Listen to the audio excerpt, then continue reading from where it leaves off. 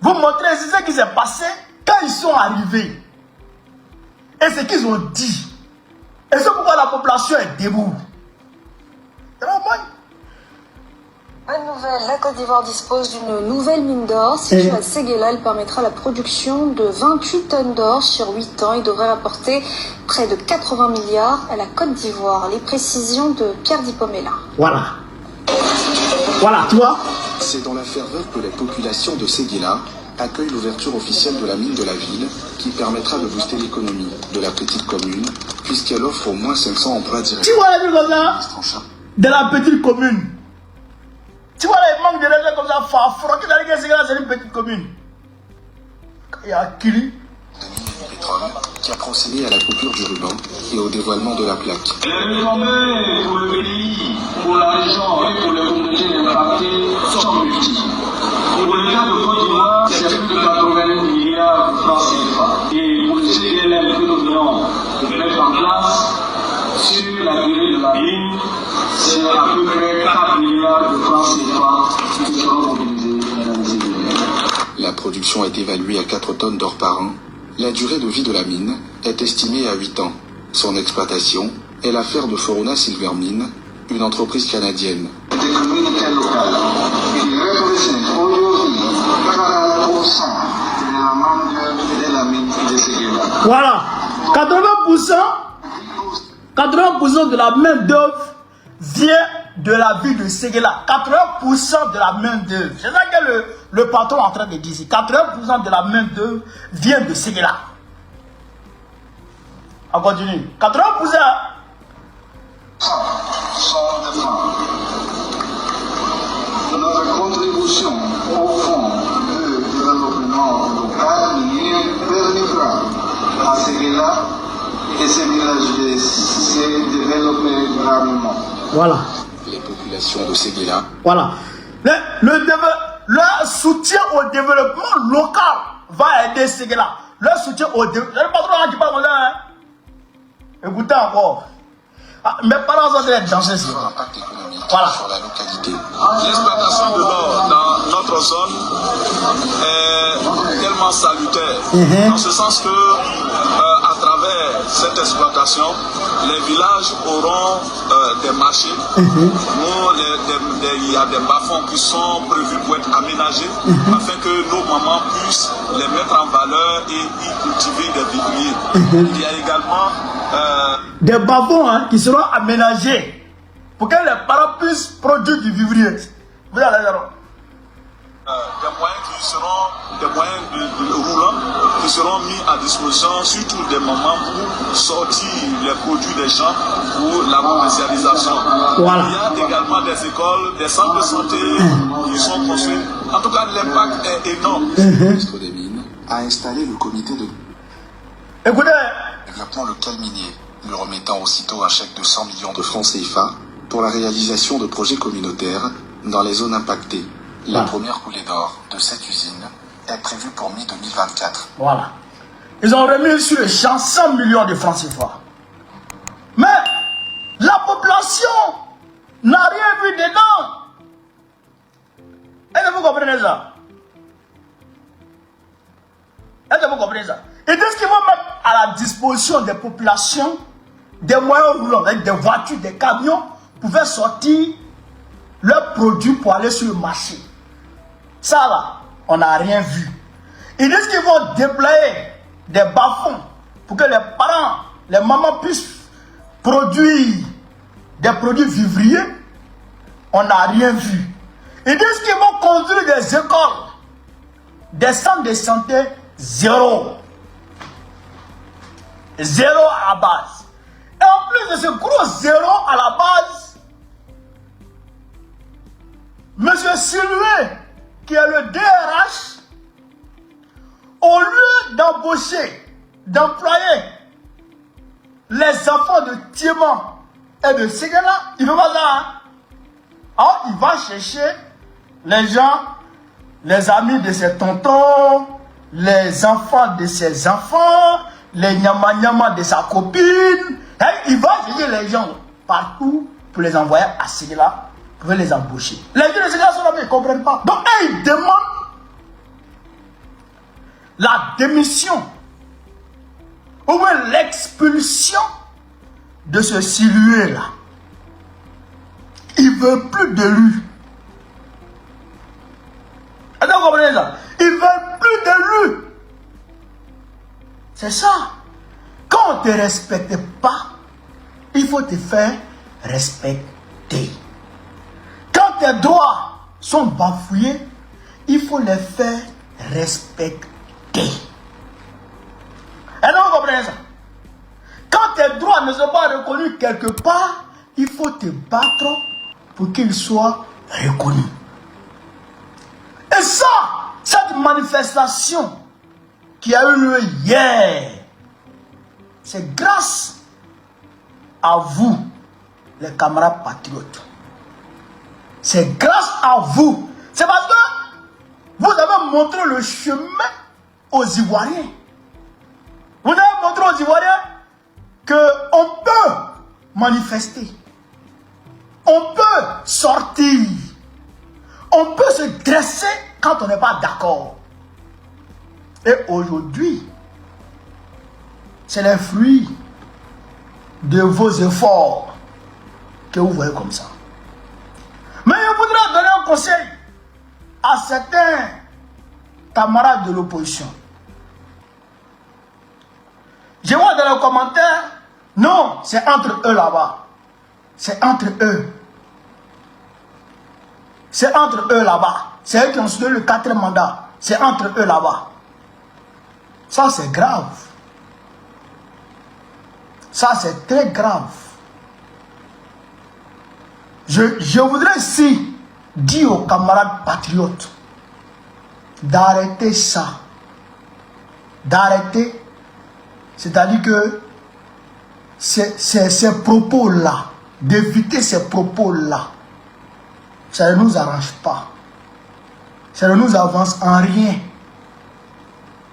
Ça, je voudrais vous dire ça. C'est des gens qui se sont levés et qui se battent pour que leurs droits soient reconnus, pour qu'ils soient respectés. Si vous ne voulez pas les soutenir, passez vos chemins. Parce que nous-mêmes, là, dans l'opposition, on aime trop ça. On aime trop ça. C'est entre eux. C'est entre eux. Parce que si on ne cultive pas la solidarité entre Ivoiriens, ce combat sera plus que pénible. Parce que ce qui arrive à partir de janvier en Côte d'Ivoire, ce qui arrive est très très grave. La Côte d'Ivoire rentre dans la phase la plus sombre de son histoire à partir de janvier. Ce n'est pas une prophétie, hein? Je suis en train de vous dire ce qui va se passer. Ce qui est prévu. Et ce qu'on sait. La Côte d'Ivoire rentre dans la phase la plus sombre de son histoire à partir de janvier. Parce que les Ivoiriens seront spoliés. Ils seront expropriés. Ils vont errer sur la terre comme des vulgaires nomades. Certains seront chassés même de leur village, à l'intérieur même de la Côte d'Ivoire. Donc, s'il n'y a pas de solidarité pour se serrer la coude, pour combattre Draman Ouattara et ses patrons, ils vont profiter de la division pour nous écraser. Je voudrais que vous reteniez ça. Et pour parler de 4e mandat, là, la bataille du 25, là, si nous l'avons perdu, ce n'est pas à cause de Séguéla, manifestant contre le 4e mandat. Qui les a vus? Au contraire, la CEI la CEI a déplacé ses matériels du siège local à la préfecture. D'accord? Pourquoi elle a fait ça?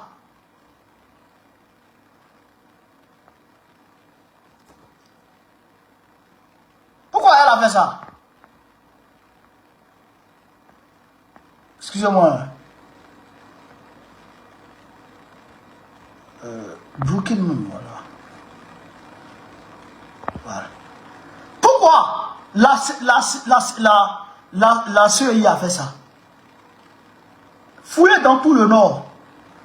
Si la CEI a fait ça dans une autre localité, à part celle-là, on parle avec les parents. On sait ce qui se dit. On sait ce qui se passe. Et nous sommes en train de faire un travail de fourmi. Ne gâtez pas ce que nous sommes en train de faire.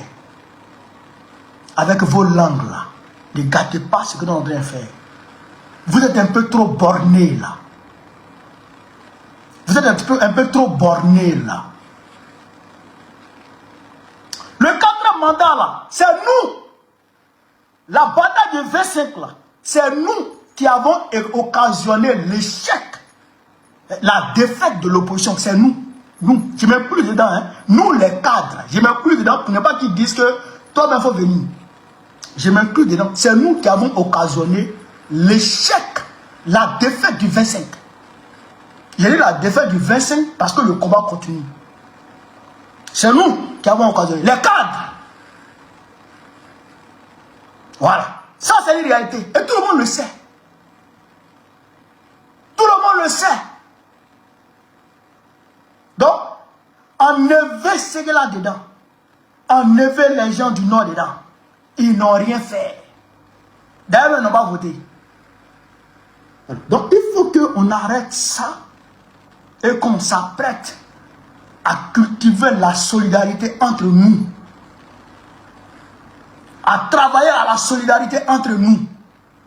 Parce que c'est nous qui allons souffrir très bientôt. C'est nous qui allons souffrir très bientôt. Est-ce que vous comprenez ça?